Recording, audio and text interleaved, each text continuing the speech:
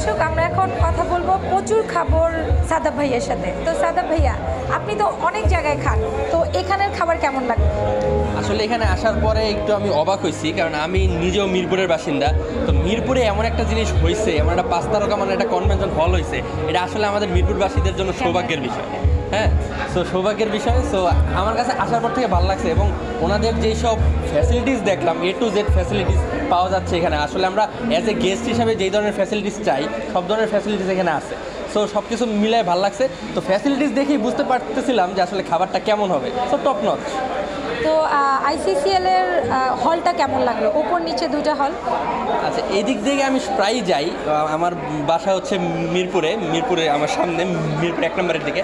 সেই এদিক দিয়ে যখন যাইতাম গত 2-3 বছর আগে, দেখতাম যে এখানে কী যেন একটা হচ্ছে বড় করে, তখনও বুঝি না যেটা কনভেনশন হল। তো আজকে যখন আমাকে ইনভাইট করা হলো, আমি আসলাম। আসার পরে দেখলাম যে এখানে 2টা হল আছে, একটা নিচতলায় একটা উপরতলায়।